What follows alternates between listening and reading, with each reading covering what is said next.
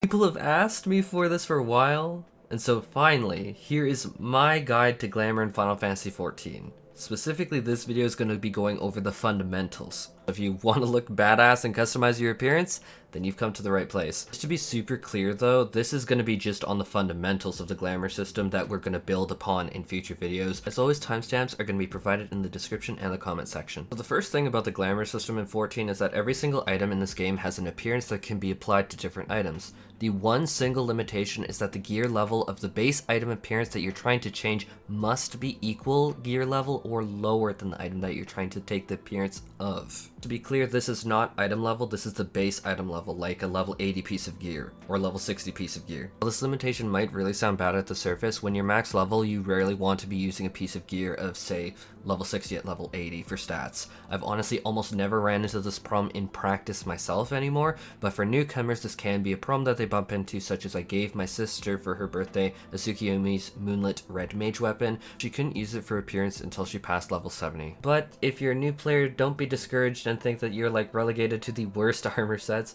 There are of course many appearance options at level 1 through the market board or mog station items that you can start using the appearance of even at level 1. Some of these actually are custom glamour items that were made by crafters that had extremely high market values. Actually, a lot of them still do, like Coral Beach Briefs. I all know that you all like that, but there are many options for you, and a lot of them are still definitely very competitive glamour options. Example of this limitation, such as my level 60 Cronus weapon, I cannot apply to the level 80 Blades Justice, but I can apply the level 60 Cronus appearance to the level 80 Blades Justice weapon. How you actually apply a glamour is that you can access the glamour window at any time by right-clicking any item in your inventory or equipped items. The options you have in your inventory or armory chest are presented in this cast glamour window, such as you can see I only have one option for greatswords, but I actually have a ton of options for my chest armor. From here, then you can select any option in that list and then replace it on your main weapon with cast. But I did skip a step in this process when I changed my Blades Justice to look like Cronus. In order to replace the appearance of an item, you need to have a Glamour Prism. These can be bought fairly cheaply off of the market board and are consumed upon usage. Let's talk about removing the appearance off of an item. Once you've applied a glam to an item, then you can select the remove option from the glamour window. These are going to require, however, a special item called a glam dispeller that can also be bought cheaply off of the market board. Now let's talk about dyes. Almost every single piece of gear, heck, even housing items, can be dyed in Final Fantasy XIV. Some exceptions do apply. The easiest way to identify if an item may be dyed or not is by looking at the item icon. Is there a circle or not on the item icon in the top right hand corner of the item? If there is, then it can be dyed. If not, then it is not dyeable. But this gets a little bit more confusing, especially for new players, because when you use a glam on an item, then it gets a plus icon put at the top right hand corner. The plus icon simply means that it has been glamored appearance-wise by some other item. But the plus icon also still does indicate if you can dye it or not. If it is a red and black cross, remember that you cannot dye edgelords. If it doesn't have an edgy red and black cross on it, it will otherwise be the color that it was dyed with. But if the cross is just a white outline of a cross, so not like a pure white through the entire thing, but just the white outline, then that means that this actually wasn't a dyed item. It was a glamored item, but they didn't dye it. Remember that the plus icon alone simply means that it was glamored by some other item. In order to get dyes, you can either craft them, you can buy them off the market board, or bought off the mog station.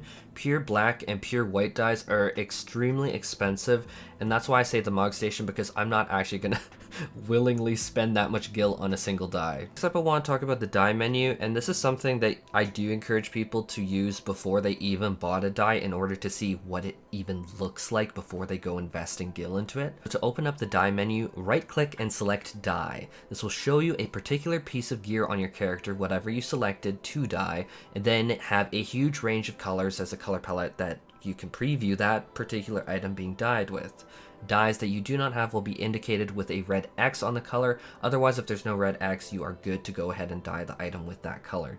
You can also remove dyes, and to get the item to the default color is using a special item called Terebinth that you can buy off of the market board cheaply. But I just mentioned the preview window, and I really want to take a moment to go over it because this is one of the most helpful features in Final Fantasy XIV for creating a glamour. So in the preview window, you can click and move your character's preview around, and you can even zoom in using a scroll wheel. There's also an option to show all of your equipped gear, and beside it then you can apply the current dye to all equipped gear, show or hide your weapon and helmet, and for particular items you can adjust the visor, but this is not going to be that many items. Like, you can do it with, say, sunglasses, but definitely not all items have visors. Now let's take the instance where you are in Lisa Lamasa and you want to see what glamour someone's using, especially when you're in one of these main cities like Lisa Lamasa.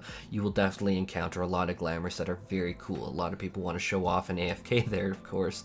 So what you do is you click on their character and then you right click on their character's bar. This will give you a drop down menu which you're going to select examine from, and this will bring up their character and all of their gear that they're using in a window. You can go piece by piece and actually see what gear that they're using. All the same rules apply as before that we went over. The cross indicates that the item that they're wearing, such as the helmet, was glamored if there's a cross on the helmet piece. And it will also indicate any dyes used if applicable. Same rules apply. And this also will all just be shown in the user interface. You don't actually need to hover over the item. You can just see it in the top tooltips. Now if you hover over the item, you can see what the actual item is called, like the actual stats of the item that they're using by its name, because that name will not have a cross beside it, but the glamored item that you're seeing will have a cross beside its name. Also, if any dyes were used, then you can see the exact dye name used in the UI window as indicated in this screenshot. You can actually take this system and you can combine it with previous systems that we talked about, such as the preview window here, which is one of the reasons why the preview window is so important to use. So to preview an item, whether it's from an NPC shop, whether it's someone else's character that you are viewing, is you just right click on that item and then select the try on option. This preview window is essentially the exact same as before, but this thing can be very fun to try and take various pieces and mix and match it with your current set.